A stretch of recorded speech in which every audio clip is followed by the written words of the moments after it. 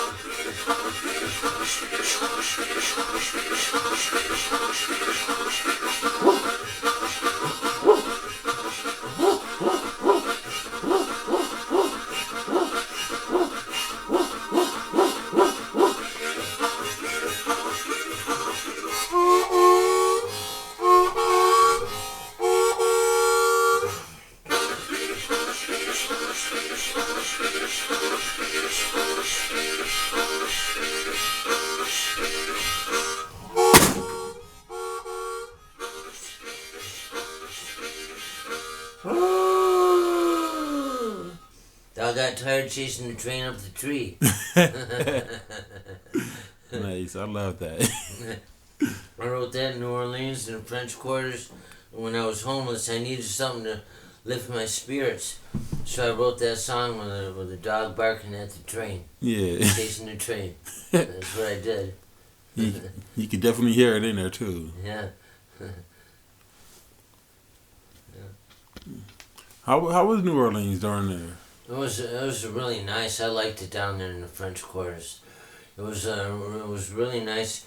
They had a lot of fancy restaurants down there, a lot of good food, and I used to eat out of the dumpsters, and I ate really good too. I Yeah. ate very good, and and there was a lot of music in the streets down there, and there was a lot of people every day walking in the streets. There's uh, a lot of activity going on. There was art in there. I used to sleep in Jackson Square Park every morning. The cop used to come by every morning and kick me in the ribs and tell me to get the hell out of the park. Wow. And that was kind of cool. I was 18 years old when I was down there, and turning 19 that year, 79, 76 I meant to say. And, but it was a good experience though, because I met a lot of different people, and did a lot of different. I met a lot of different people and did a lot of different things. I went up and down Bourbon Street and saw the bar that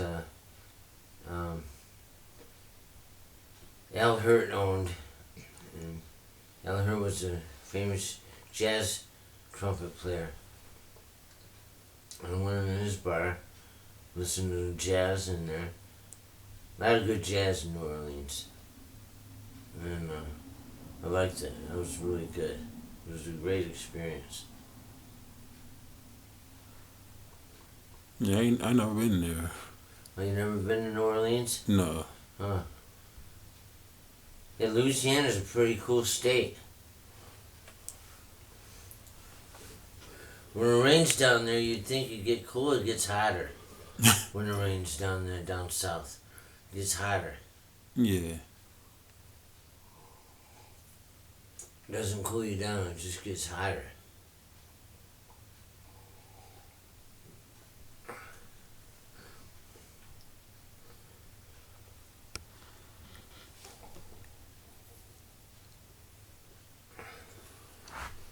But, I was down there for about a month in New Orleans, and then I came home.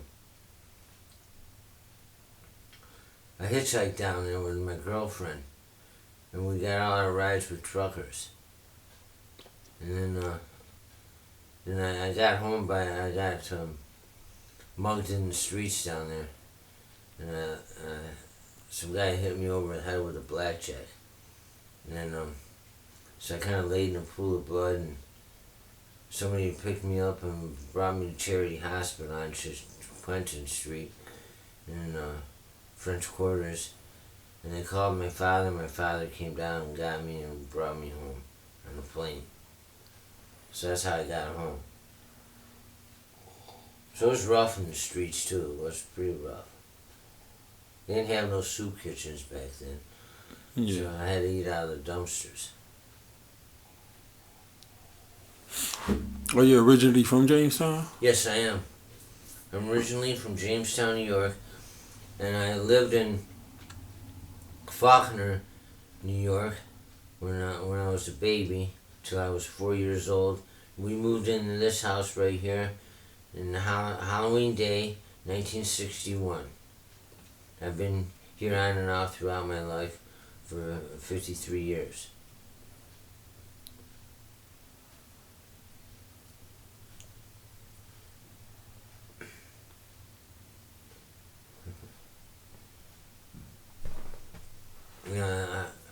But I've been here on and off throughout my life for 53 years, and my father just died in 2013.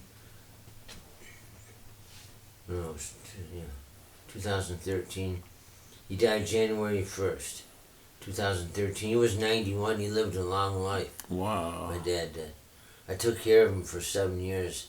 He died of cancer. Wow. Yeah. He never smoked a day in his life, and he died of lung cancer. Yeah, it's really strange. He had a melanoma on his arm, and the cancer transferred from his arm to his lungs, and it killed him. I'm sorry to hear that. Oh, well, he lived a long life, though. He lived a long life, 91 years. But I watched my father die when he died, too. Me and my brother and my nephew were all there when he went through the stages of death. And I watched him die. And I remember my last words to my dad while we were talking was, "I love you, Dad." That was my last words to him. So, left in a way that I'll always remember. It was something positive. Yeah. And he died in a nursing home, Heritage Green. It's in Greenhurst. It's a community outside of Jamestown. But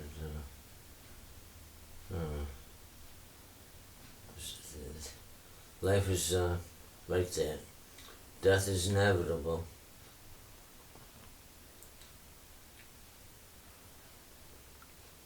It is. But it seems like the most important part is being positive. That's right. You know, and always expressing how you really feel. Mm-hmm. Because you don't ever want to hold no words in, because you don't know what the next day will bring. That's right. And I made amends with my dad before he died for all the shit I did in life. Yeah. Made amends with him. We had a heart-to-heart talk. It was really cool. It was nice. Nice to get all that stuff out of both our systems.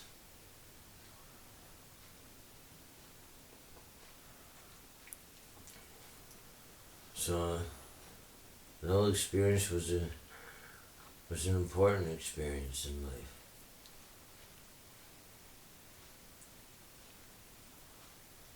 My mother died of sugar diabetes and congestive heart failure, and I didn't get to be with her when she died. She lived in West Virginia, and she died in the hospital. I didn't get to be with her though. But I talked to her on the phone though. Yeah. Before she passed away. That was cool. Me and my mom were best friends.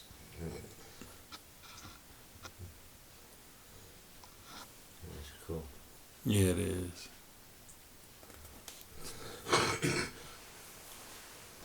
So there's a lot of memories in this house.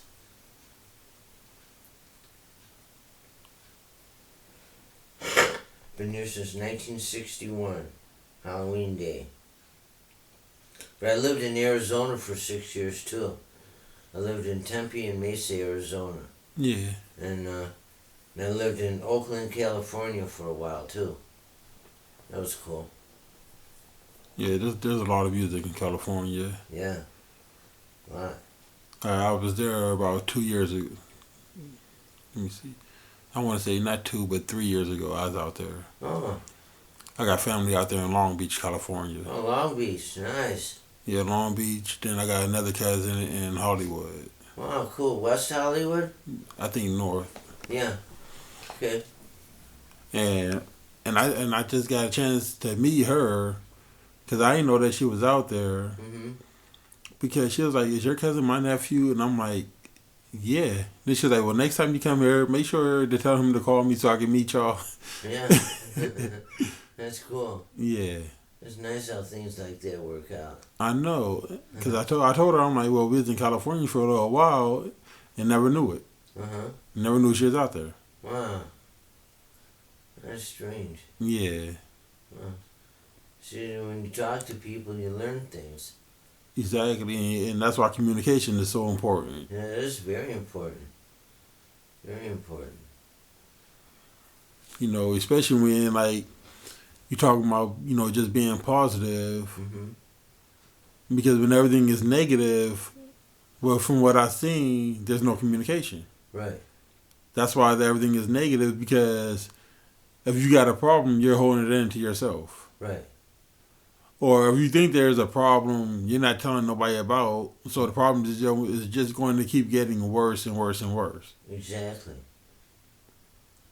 So it's like, they tie in together, Mm-hmm. Communication, whether it's going to be positive or whether it's going to be negative. That's right. The worse the situation is, the less communication there is going on. Mm-hmm.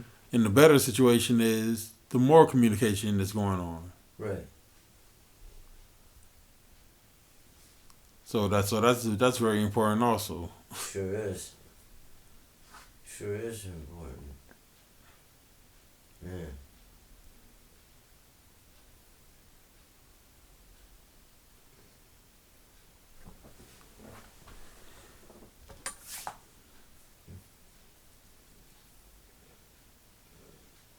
Yeah, I really like what you're doing, Sheree.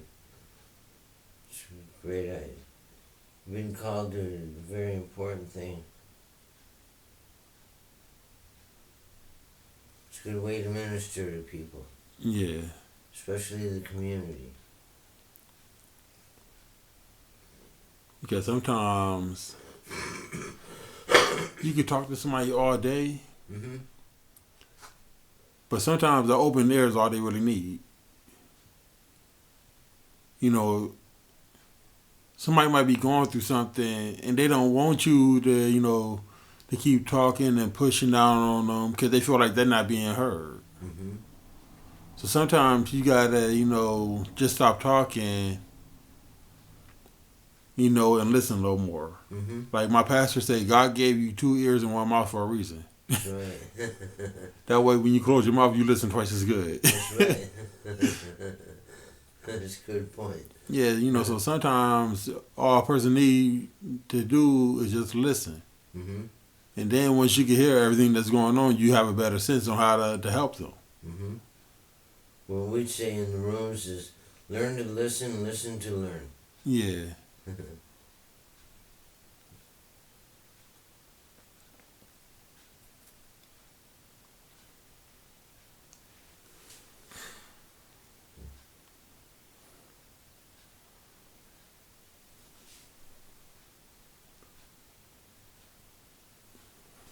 So I wonder how many miles it is from Area to Jamestown. It's got to be about 38 miles. Yeah, about between 38. I think it was between 38 and 43. Oh, okay. Yeah, Makes because sense. with like traffic and everything, it took about, I want to say 55 minutes, Uh-huh. but it really wasn't that much traffic here though. Oh, good. It's good that you traveled on a Sunday. Yeah, There's less traffic. I know. And I still had enough time to get back to pick my daughter up. Good. because she been wanting to go to the park and she been wanting to go out to the beach. Uh-huh. Cause I give her my camera so she just go take pictures. That's nice. Yeah, so she like taking pictures too. Mm-hmm. My oldest one. Mm-hmm. My youngest one, she's with her mom this morning. Which one was sick? Oh, my youngest one. Your youngest one was sick. Yeah, she was running a fever of 102. Oh man, that's not good. And then, because a couple weeks ago, she had a chest infection. Yes. There was a virus. Mm-hmm. And then she turned around and got it again, but this one was a bacteria. Oh. So she had two chest infections within a month and a half of each other, and one was virus and one was bacteria. Man, that's weird.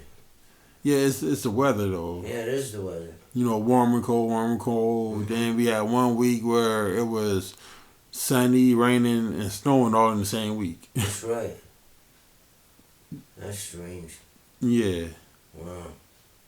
But she's okay now? Yeah, she's okay now. She's back to running and playing Cool. and being her little bad self. You know, That's but you know, she's happy though, so that's all that matters. That's right. You know, as long as she can wake up with a smile on her face. That's right. That's what's important. Yeah. You know, with them to me it's just the little things. Yeah. You know, I do the little things for them, like, you know, doing their hair, painting their nails. Mm-hmm. You know, the little things that they enjoy. That's right. Where they can go to school and be like, well, my daddy did this or my daddy did that. You know, it makes me feel good knowing that they can come to me and actually enjoy me doing the little things like that for them. That's right. It's important. Yeah. It's a good father. Good And, father. you know, and it's like, you know, when it comes to like raising kids, Mm-hmm. I've learned from a lot of elders in my life. Right. You know, from my daughter's grandmother, from my mother, Mm-hmm. from, you know, elders in the church Right. on what to do, what not to do. Then it's like, you know, with my own mistakes that I made, where it's like, you know, touch and go. Well, I could do this, but I can't do that. Mm-hmm. But, you know, it turned out good because my oldest daughter, she just finished her second quarter with a straight honor card. Wow. And my youngest daughter, she's showing me stuff every day that makes me proud of her. And I know that she's learning. Mm-hmm. You know, me and my youngest daughter, we sit down, we talk about God. We read the Bible. Mm-hmm. You know, and she acknowledges who Jehovah is. Cool. And, you know, and she's 4 years old. So I look at her like, you know what, I love that out of her. I love that out of her. You know, even though she can't read, she would pick up the Bible and still, you know, go through page after page, you know, just looking at the words. And I'm like, I like that. Yeah, that's cool. Yeah. Mm. And I know that, you know, by her doing that, I know that she's on the right track because she does it when I don't have to tell her to. So that's nice. She's interested and wants to learn more. Yeah. Yep. And my oldest daughter, she wants to be a pediatrician. Cool. And she's been wanting to be that since she was about 3 or 4. Wow, that's great. So that's something that's been in her mind. You know, and I asked her, you know, well, what do you want to be? What do you want to be? And always get the same answer, a pediatrician. Yeah. And I'm like, well, okay, Daddy's just going to have to work twice as hard then to put you through school. That's right. Because it's not going to be cheap. No, it's not. But, you know, whatever I can do to help. Mm-hmm. Pediatrician is a child's doctor, isn't it? Yes. That's what I thought. And that's what she wants to do with her life. Cool. And she's 7 years old, knows this. Wow. That's great. So you have a doctor in the house. Yeah, so if I get sick, I'm like, hey, well, you know you got to take care of me, right? Right. That's right. It's a good thing. Yeah. You know, but, you know, I'm fortunate, though. Yeah. You know, everybody used to tell me that, you know, well, my daughters are fortunate to have me as a father, but I'm fortunate to have them. Mm-hmm. Because I don't know where I would be without my daughters. That's right. I don't know the type of man I'd be without my daughters. Mm-hmm. But I know with my daughters, that are probably the reasons why I'm focused on making the change for everybody else. Because either after I'm dead and gone, they're still going to be here. That's right. So I want the world to be as good as possible for